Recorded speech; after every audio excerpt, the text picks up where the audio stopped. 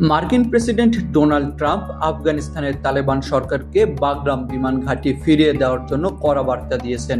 যদি তারা ঘাঁটিটি ফেরত না দেয় তাহলে তাদের ভয়ঙ্কর পরিণতি ভোগ করতে হবে বলেও হুঁশিয়ারি দেন তিনি। 20 সেপ্টেম্বর নিজের সোশ্যাল মিডিয়া প্ল্যাটফর্ম ট্রুথ সোশ্যালে ট্রাম্প লেখেন, যদি আফগানিস্তান বাগরাম বিমান ঘাঁটি যুক্তরাষ্ট্রকে ফিরিয়ে না দেয় তাহলে খারাপ কিছু ঘটতে চলেছে। পরে হোয়াইট হাউসে সাংবাদিকদের সঙ্গে কথা বলার সময় তিনি আরো স্পষ্ট করে বলেন, আমরা এখন আফগানিস্তানের সঙ্গে আলোচনা করছি, আমরা বিমান ঘাঁটিটা ফেরত চাই, এখনই চাই। যদি তারা না দেয় তাহলে আমরা কি করব তা সবাই খুব তাড়াতাড়ি দেখতে পাবে। এর আগে যুক্তরাজ্য সফরের সময় এক সংবাদ সম্মেলনে ট্রাম্প প্রথমবার জানান যে বাগরাম বিমান ঘাঁটি পুনরুদ্ধারের চেষ্টা চলছে।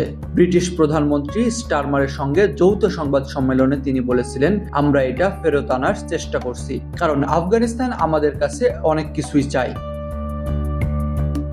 এর আগে আফগানিস্তানের সবচেয়ে বড় সামরিক স্থাপনা ছিল বাগরাম বিমান ঘাঁটি। একসময় এই ঘাঁটিটি যুক্তরাষ্ট্রের নেতৃত্বাধীন সন্ত্রাস বিরোধী যুদ্ধের প্রধান কেন্দ্র ছিল। তবে 2021 সালের জুলাই মাসে ট্রাম্পের শান্তি চুক্তির অংশ হিসাবে যুক্তরাষ্ট্র সব সৈন্যকে সরিয়ে নিলে তালেবান দ্রুত পুরো আফগানিস্তানের নিয়ন্ত্রণ নিয়ে নেয়।